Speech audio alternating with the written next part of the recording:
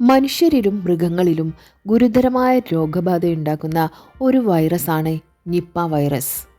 1998 മലേഷ്യയിലെ നിപ്പ എന്ന ഗ്രാമത്തിലാണ് ഈ രോഗം ആദ്യമായി റിപ്പോർട്ട് ചെയ്തത്. അതുകൊണ്ടാണ് ഈ വൈറസിന് ആ പേര് ലഭിച്ചത്. മൃഗങ്ങളിൽ നിന്ന് മനുഷ്യരിലേക്ക് പകരുന്ന ഒരു രോഗമാണിത്. നിപ്പ വൈറസ് പ്രധാനമായും വവ്വാലുകളിൽ നിന്നാണ് മനുഷ്യരിലേക്ക് പകരുന്നത്.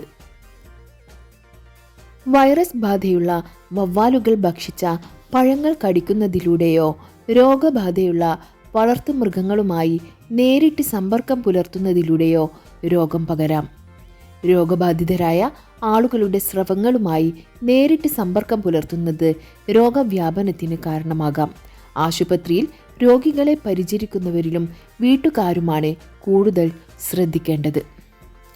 രോഗബാധയേറ്റാൽ 4 മുതൽ 14 ദിവസം വരെയുള്ള കാലയളവിനുള്ളിൽ ലക്ഷണങ്ങൾ കണ്ടു തുടങ്ങും. പനി, തലവേദന, കഠിനമായ ക്ഷീണം, തൊണ്ടവേദന, ചുമ, ശ്വാസതടസ്സം, മസ്തിഷ്ക വീക്കം എന്നിവയാണ് ഇതിൻ്റെ ലക്ഷണങ്ങൾ. നിപ്പ വൈറസിന് നിലവിൽ ഫലപ്രദമായ വാക്സിനുകളോ പ്രത്യേക ചികിത്സയോ ഇല്ല.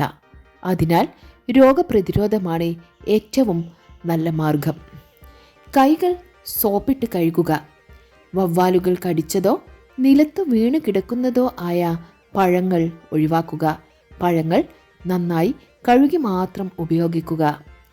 രോഗലക്ഷണങ്ങൾ ഉള്ളവരുമായി നേരിട്ടുള്ള സമ്പർക്കം ഒഴിവാക്കുക. മൃഗങ്ങളുടെ വിസർജ്യങ്ങളുമായോ സ്രവങ്ങളുമായോ സമ്പർക്കമുണ്ടാകരുത്. പനി, ചുമ തുടങ്ങിയ ലക്ഷണങ്ങൾ കണ്ടാൽ സ്വയം ചികിത്സയ്ക്ക് മുതിരാതെ ഉടൻ തന്നെ ആരോഗ്യ കേന്ദ്രവുമായി ബന്ധപ്പെടുക. കേരളത്തിൽ 2018 നിപ്പ വൈറസ് ആദ്യമായി റിപ്പോർട്ട് ചെയ്തത്. കോഴിക്കോട് ജില്ലയിലായിരുന്നു രോഗബാധയുണ്ടായത്. തുടർന്ന് വല്ലപ്പോഴും ചില പ്രദേശങ്ങളിൽ രോഗബാധ റിപ്പോർട്ട് ചെയ്തിട്ടുണ്ടെങ്കിലും കൃത്യമായ ഇടപെടലുകളിലൂടെയും പ്രതിരോധ പ്രവർത്തനങ്ങളിലൂടെയും രോഗവ്യാപനം നിയന്ത്രിക്കാൻ ആരോഗ്യവകുപ്പിന് സാധിച്ചിട്ടുണ്ട്. നിപ്പ വൈറസിനെതിരെ ഭയമല്ല, മറിച്ച് ജാഗ്രതയാണ് വേണ്ടത്.